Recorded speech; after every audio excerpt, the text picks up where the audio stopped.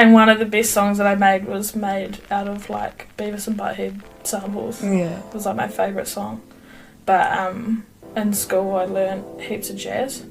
And so like lo-fi is very heavily influenced by like jazz and blues samples and like that kind of like dusty radio sound, you know.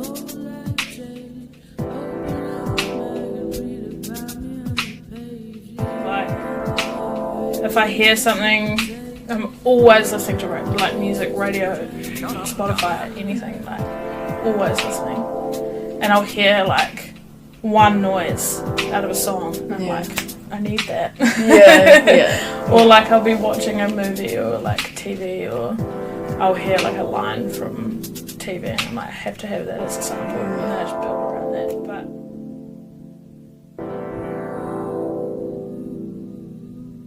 Christchurch's drum and bass, or like very, very niche techno that like you never hear. That's true.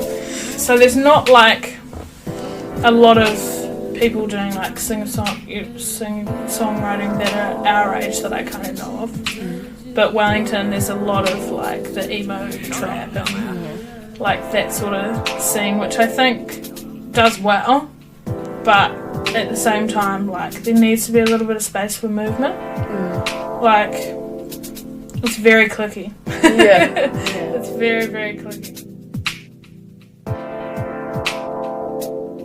Always had this thing in my head because things that I always get told by people, either you're too much or not enough, and like that sticks with me so much. And so I think that like I always fit in this margin that's like not quite where I'm supposed to be, and so I just want to embody like that, like what I was saying, creating your own space and just demanding like, I don't know, demanding space for your art to be seen and your craft to be like appreciated.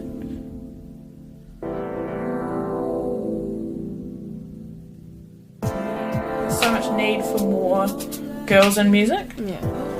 Like it's such a, you know, film, television, music, all the creative arts are very, very male dominated, and I think there needs to be like this avenue for especially like alternative girls that don't kind of like fit that mold of being like a pop star or, you know, whatever. Like there needs to be more confidence shown in music so that they can come forward and kind of fill that space. Yeah.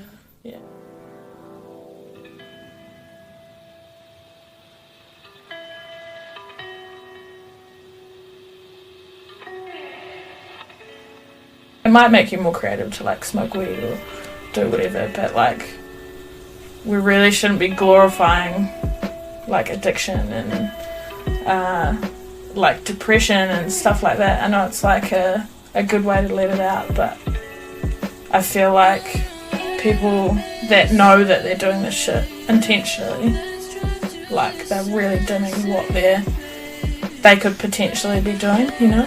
Yeah. It's a big thing for me.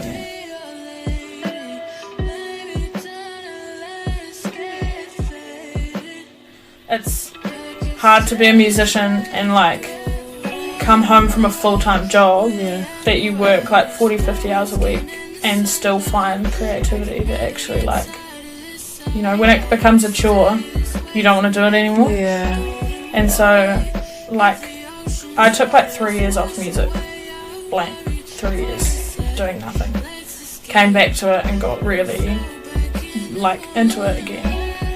But yeah, I just honestly I'm so busy, like working all the time.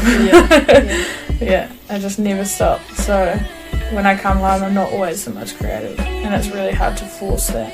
But there will be a lot coming out this year.